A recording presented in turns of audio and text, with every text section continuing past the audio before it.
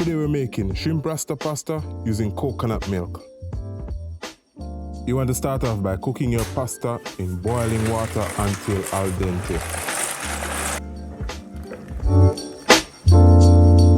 This should take about 15 minutes, then we're going to remove the pasta from the boiling water and allow it to cool while we work on the shrimp.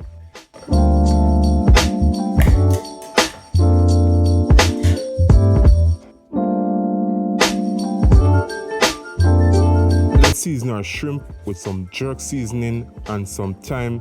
Full recipe will be in the description box down below, so you guys don't have to worry about that.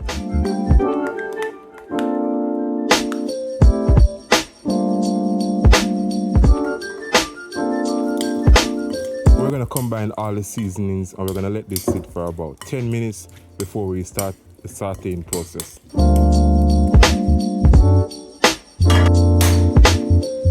Saute the shrimp in some oil on both sides for about 2 minutes. We're going to remove those from the fire before we add our veggies, and then we're going to add some coconut cream and allow the sauce to develop.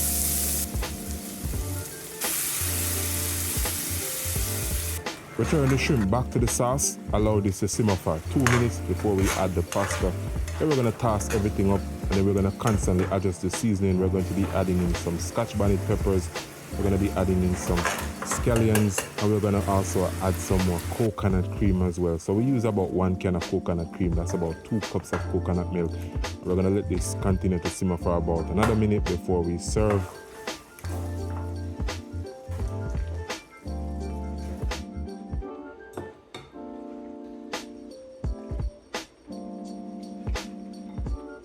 We're going to serve and garnish our shrimp pasta with some powdered Parmesan cheese. If you end up liking the video, guys, remember to like, share, and subscribe.